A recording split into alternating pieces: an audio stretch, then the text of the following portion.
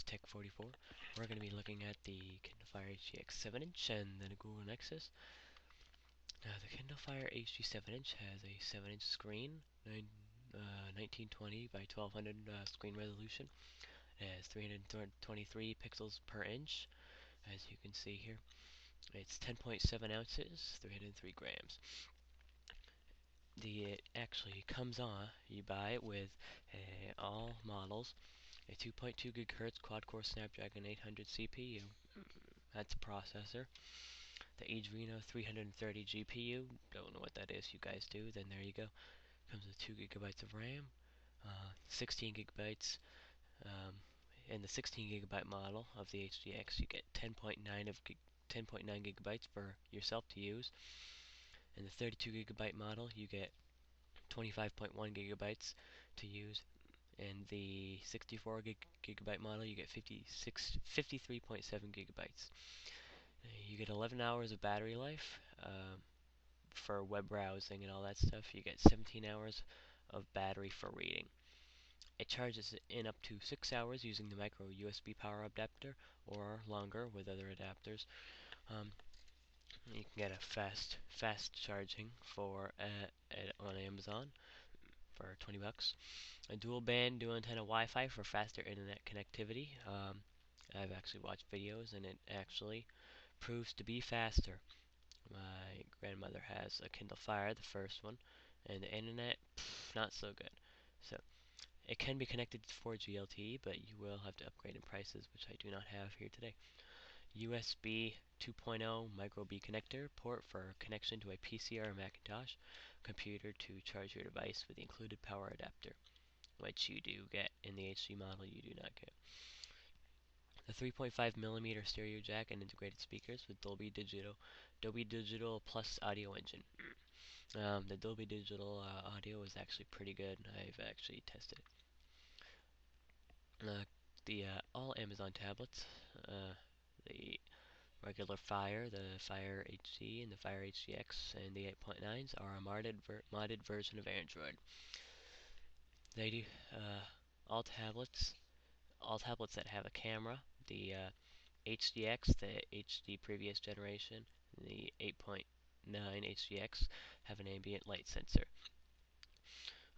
All tablets have external volume controls, which I seem to be very nice, but they're a little bit flush against there, which is no problem. The Kindle Fire HDX and the 8.9 come with a front-facing 720p HD camera, built-in dual microphone, built-in Bluetooth screen assistance. I forgot what the screen assistance was. And inside the box is a tablet USB 2.0 cable. Inside the box is the tablet USB 2.0 cable, 5-watt power adapter, and quick start guide in the box. The Google Nexus 7. It's 323 pixels per inch, which the Kindle Fire HDX is also 323 pixels per inch. 1.2 megapixel front camera. The other one was a 720p front camera. So you got a difference there. The Google Nexus 7 front-facing camera is obviously better. Oh, I put read camera. Well, there's a 5 megapixel rear camera for the Google Nexus 7. The HDX does not have a rear camera. Now the screen on the Google Nexus 7 is actually 0.02 inches bigger. So it's a 7.02 inch screen. The Kindle Fire HDX is just a 7-inch screen. This Google Nexus 7 tablet is available in Wi-Fi or 4G LTE. This tablet weighs 0.64 pounds, 290 grams, while the HDX weighs, I think, 13 grams heavier. There is 9 hours of video playback and 10 hours of web browsing or e-reading. As you can see, the Kindle Fire HDX was significantly higher with the reading, since that's what they were meant for anyway, with 17 hours. Now this tablet is powered by Android, which I am happy for. It has a 1.5 gigahertz quad-core Snapdragon S4 processor, which is let me think, which is zero point 0.7 less than the Kindle Fire Hdx, but it's the same processor, Snapdragon. Um, so I don't. When they did the reviews, the Google Nexus 7 was a little bit faster, but in some other specs on the internet, it was a heavy website and other stuff was a little bit better. There's 2 gigabytes of RAM. It allows 3D graphics. It's 180p for the screen. There's a scratch-resistant Corning glass. It's the battery I wasn't able to get for the HTX, but this is a 3,950 milliamp battery. It's a wireless charging built-in. I actually just watched a video before this, and it actually does work. You just set it on top of a port, and it's like a magnetic field or whatever. It's wireless charging. Pretty cool. Um, Stereo speakers. Uh, they aren't as good. The HDX, I don't know if I said, but has HDX speakers too. The HDX has stereo speakers too, but the stereo speakers in here just not very good. The sound power, as you can see, it is powered by Fraunhofer. I don't know who that is. I don't think I've ever don't want to buy speakers from them. But the Dolby Digital audio was from the HDX, which is obviously better. This is dual band Wi-Fi like the HDX, so that may give it may have better dual band Wi-Fi than the HDX, allowing it to have better internet. But the processor is also better on the HDX. Oops, I think I skipped one. Yes. Wait. Alright, the micro USB port.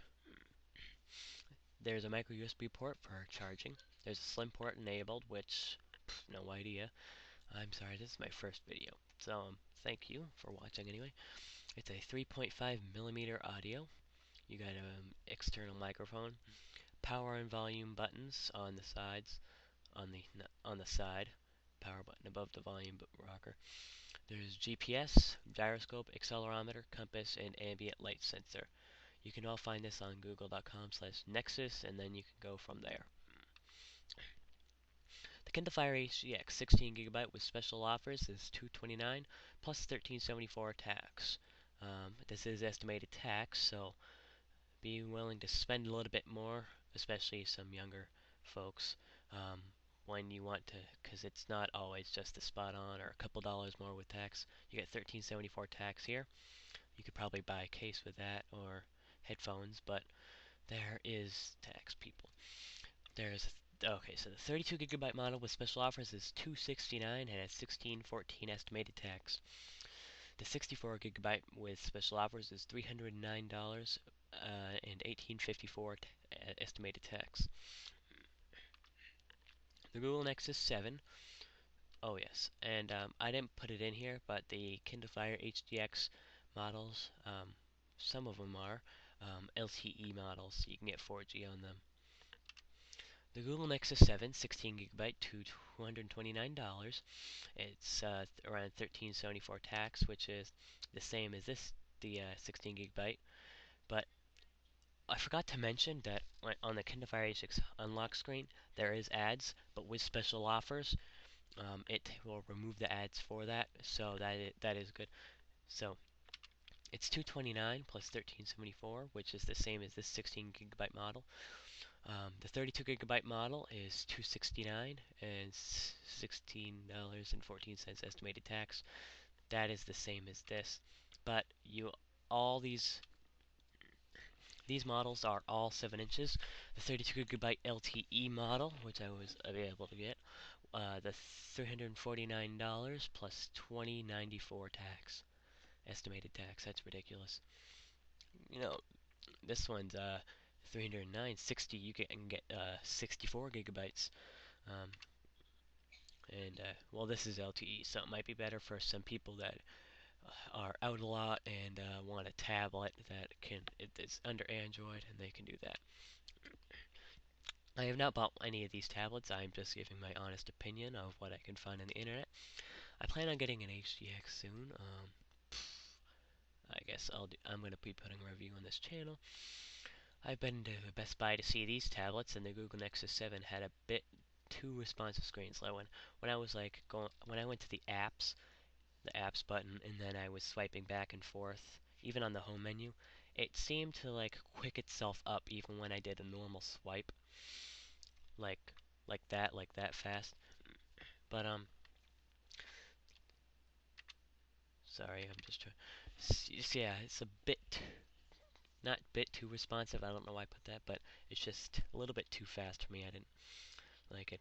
But I do when I do go back in there. Right now the HDX is actually $200, and the prices you just saw were off the Amazon website and the Google Nexus website. But at Best Buy, you can get the Google Nexus 7 for $200, or the Kindle Fire Hdx 7-inch for $200. You can get $20 save $20 or $30 there. The HDX is a recommended tablet for people that have Amazon Prime or read a lot of books. Now, I do recommend this tablet for younger people, well, also adults, because if you have younger kids, this could be a nice tablet because it has Kindle Free Time. And with Kindle Free Time, you can actually, that'll be coming up. The Google Nexus 7 is a higher-end tablet that if I do get, will be after the HDX. Yeah, I plan on, keeping both of them because they're both really nice tablets, but that's also 400 there. But tax may be different in some areas of the country, like I said when we were doing that. This is the 8.9-inch tablet on the left and the 7-inch tablet on the right. Now, the 8.9-inch seems significantly bigger. If you do go into a store and they have the 8.9-inch tablet for Amazon Kindle Fire and the HDX and the 7-inch, you want to look at those, pick up the HDX from its socket and put it over the screen of the HDX 8.9. There's a significant size difference, which is pretty amazing. The screen, however, is a lot better on the HDX 8.9, but we're not talking about that right now. All sides and one side of the Google Nexus 7. It has like a leathery type backing on the Google Nexus 7. This is obviously the older model picture that I got, because the newer model has the Nexus logo going from bottom to top with the N face towards the Asus there. As you can see, the screen is actually pretty nice, like this tablet here. As you can see, the screen is very nice. Now this screen, I did pick up a little bit blurry picture, but it is okay. So as you can see, it's very thin. I did not get the exact specifications. So this is the end of the video. Please like, rate, comment, subscribe, and thanks for watching. Remember, think before you buy. Do you want Amazon App Store or the Google Play Store? Um, the Amazon App Store restricts your apps. Well, it doesn't restrict them. You can sideload a bunch of stuff, but the App Store that comes included with it is the Amazon Store, which has most of the apps that the Google Play does, but not a lot. It has like 100,000 on the Amazon and like 1 million on the Google Play Store. I like the HX because it'll do what I need to do. Like if you want the Google Play Store, if you want oh, if you want the Google Nexus because it has the Google Play Store and it's Android, that may be a bad option, because if you have Amazon Prime, then you're gonna want the Amazon's App Store. You're gonna want the Amazon Kindle Fire HD, or the HDX. Um, um, but if you have the Google Play Store, you got the TV, the apps, the books on that Play Store. Amazon does offer one free app every day. Oops, wrong way, sorry. This is my first video, so. Like I said, the HDX also has Kindle Free Time to limit your kids' access to the internet and apps. Some time limits too. Set time limits too. So there is parental control, so if they try to swipe down, there is a settings. If they try to press the star there, that'll be the kids' favorites. But if you swipe down, you'll be able to get to the security, and get out of Kindle free time. But all these apps that you see on here do not come with it. You must download the apps. Then when you set up Kindle free time, you can from your tablet you can choose what apps you want your child to be able to do. You can choose how long you want them to be on the internet. You can choose how long you want them to read books. You can choose how long you want them to use the apps, and or you can choose how long you want them to watch videos or read books. Or you can restrict it all to one time limit, so they can only do all of it in one specific time frame. Um, but So the security you can have to multiple kids' profiles, which is pretty cool too. Um, the Google Nexus 7 doesn't have Kindle Free Time, but it does have multiple user profiles, which I find this is the only picture that I think of, but doesn't have Kindle Free Time, but the multiple user accounts will allow you to do that and have different apps for each person. I think if you don't have a tablet, so I can don't have it, so I can't experiment with it. You can make the Kindle Fire HD, and I don't know about the HDX, probably the HDX, an Android tablet by rooting it. You can just find some videos out there. Thanks for watching again. Like, rate, comment, subscribe, and visit my YouTube channel. Thanks for watching. This has been Tech44. Peace.